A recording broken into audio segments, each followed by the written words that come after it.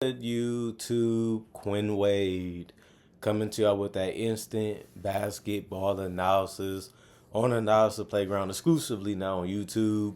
We're going to talk about Golden State beating Orlando Magic 121 to 115. The Magic go to 29 and 32 and 18 and 13 at home. The Warriors go to 32 and 27, 15 and 14 on the road. The Warriors win this season series 2-0 as they had to play them only twice this year.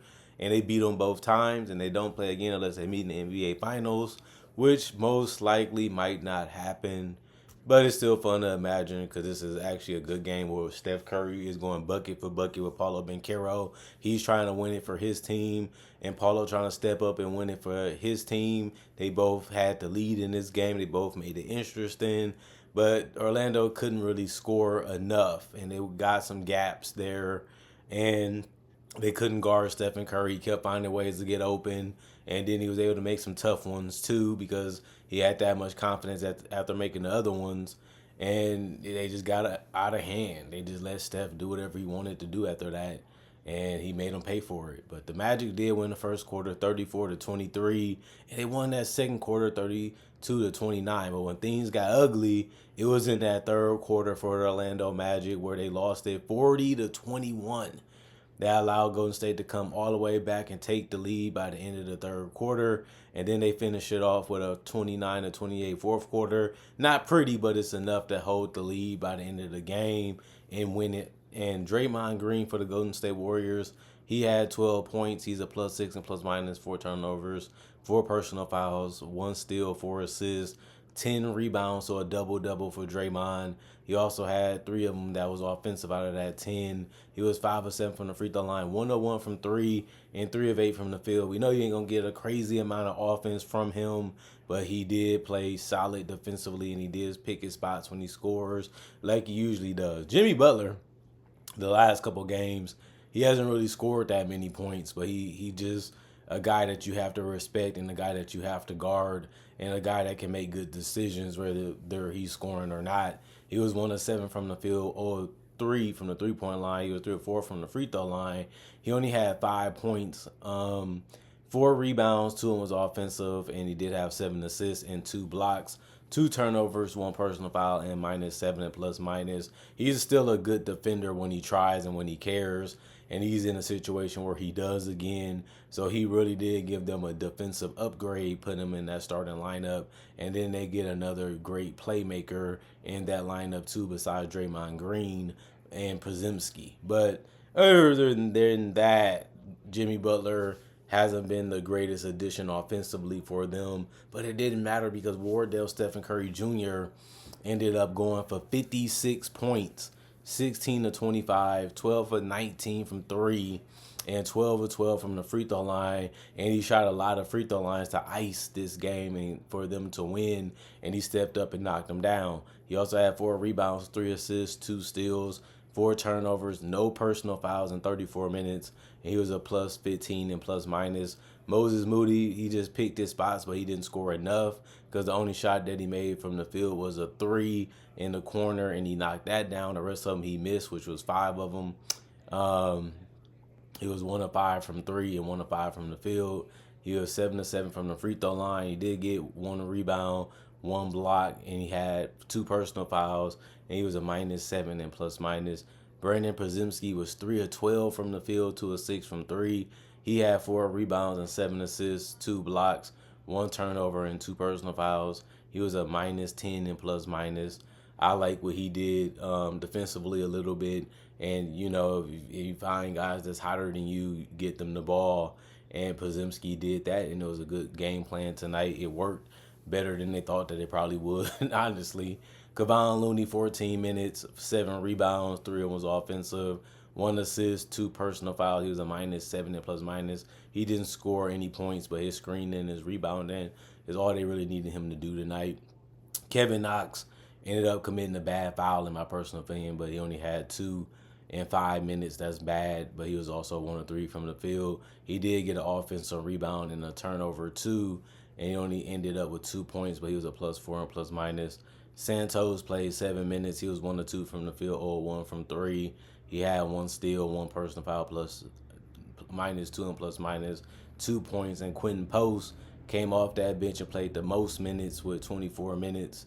He was 7 of 9 from the field, 2 of 4 from 3, 2 of 2 from the free throw line. He did have 5 rebounds, 1 on his offensive, 1 assist, 1 steal, 1 block, 3 personal fouls, a plus 22 and plus minus for 18 points. You just like the fact that he gives you that gravity of he's all the way at the 3-point line, so the best rim protector might not be in that paint, or they going to come over late, and you can take advantage of that if it's there. But he also was able to score just being in the right spots at the right time and just reading where he's supposed to be at and knowing too. And that's what they kept finding him everywhere on the court where he was supposed to be, and just had to make the shots when he got those passes. Buddy Hield was 1 of 5 from the field, 1 of 3 from the 3-point line, 1 rebound, 2 assists, 1 steal, 1 block, plus 13 and plus minus 3 points. And Gary Payton II, 2 of 3 from the field, or 1 from 3, 1 of 2 from the free throw line. He had 1 rebound, 1 assist, and 2 steals with a block, but he finished with 1 personal foul, which is good. But he was plus 3 and plus minus with 5 points. The bench did a good job of defending, rebounding the basketball, and playing a little bit of offense.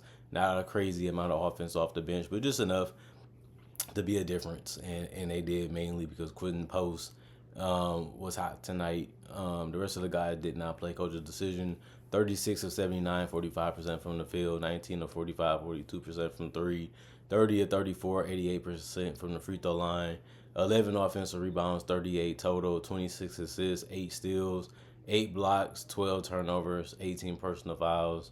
And the Orlando Magic ended up scoring 115, like I said before. And it was mainly because Paolo Banchero was showing you that I'm going to do whatever I can do to make sure my team can still stay in this game to be able to get that lead back and win. Didn't happen, but he went for 41 points, and that's nothing to sneeze at. He was a minus 12 and plus minus, 4 personal fouls, 5 turnovers, 2 steals, 5 assists, 6 rebounds, 5 of 8 from the free throw line, 4 of 10 from 3, 16 of 27 from the field. A dominant performance from him. He needed a big game like that. Unfortunately, it came with a loss. But Franz had his back. He had 27. He went 11 of 22 from the field. You would take that, but he was only 1 of 4 from 3, and he was 4 or 5 from the free throw line. He had 2 rebounds, 4 assists, 3 steals, 3 turnovers, 3 personal fouls within 39 minutes, but he still finished as a plus 4 and plus minus. Wendell Carter Jr. was 4 of 8 from the field, 1 of 2 from 3, but he had 14 rebounds, which led the team, and 5 of them was offensive. He had 4 assists, 1 steal. He finished with 4 turnovers and 5 personal fouls, but he didn't foul out. He just finished with 27 minutes. He was a minus 6 and plus minus. He only had 9 points. And Cole Anthony made shots like he usually does. Some of them obviously were tough, but he was still able to make it, especially that 3 that he made. And he only took 1 this game, and that was the one that he made. He was 3 of 6 from the field, 4 of 4 from the free throw line, 7 rebounds, 3 of them was offensive, 4 assists, 3 blocks, 2 turnovers, 3 personal fouls, minus 7 plus minus with 11 points. And Kentavious Caldwell Pope, he only had 0 points. He was 0 of 3 from the field, 0 of 1 from 3, 2 rebounds, 1 assist, 1 block, 4 personal fouls, minus 14 and plus minus. Jonathan Isaac was 3 of 5 from the field, knocked down a nice 3 in the corner, and it wasn't enough, but it was a good shot at the time. 7 rebounds, 3 of them was offensive, 1 assist, 1 turnover, 1 personal foul, plus 1 and plus minus. 7 points. Tristan Da Silva only played 3 minutes. He was 1 of 1 from the field. That was his only thing he really did tonight. But he still finished with a plus 7 and plus minus with 2 points. Goga Batadze, 3 of 3 from the field, 1 of 1 from the free throw line. 5 rebounds, 3 of them was offensive, 1 assist, 1 turnover, 2 personal fouls, 7 points. And Anthony Black was 2 of 10 from the field, 1 of 4 from 3. He hasn't really scored the basketball that good the last couple of games. They need him to do more, and he hasn't been able to do that. 2 rebounds, 1 of them was offensive, 2 assists, 2 steals. You like to see that, but he was only a guy that played 20 minutes, and he still finished with 1 personal foul. That's good to see. Plus 6 and plus minus 5 points. And Jett Howard hit some threes, and that was it. 2 of 4 from the 3-point line. That was his only field goal attempts, and he had no free throws. 1 rebound, 1 assist, 1 steal, 2 turnovers, 2 personal fouls, minus 9 and plus minus 6 points. The rest of the guys did not play coach's decision. 45 of 89, 50% from the field, 11 of 38, 39% from three, 14 of 18, 77% from the free throw line, 15 offensive rebounds, 46 total, 23 assists, 9 steals, 4 blocks, 18 turnovers, 25 personal fouls. And they come up short against the Golden State Warriors that rode Steph Curry to victory, and that's why he's a franchise player. That's why he's top 75. That's why he's the Finals MVP. That's why he's a multiple-time MVP of the regular season, because Steph Curry is just that good, and he proved it again tonight. Even though he's older, he still understands the game, and he still understands what he should be doing and his strengths in the game, and that's why he continues to be a great player still to this day, even though he's older than he's ever been, and he's only going to keep getting older. But the Warriors believe that with his work ethic and his knowledge and his understanding and his skill set, he will be just fine in the future too, even though he's only going to be older from here on now in a bad way. You know, we all get only older from day one, but Steph's still showing you that he's one of the best players, and that's one of the best things to see.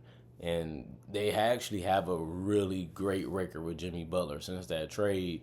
And like I said, he's really been good defensively and really been helping out Draymond. And Quentin Post's been a steal.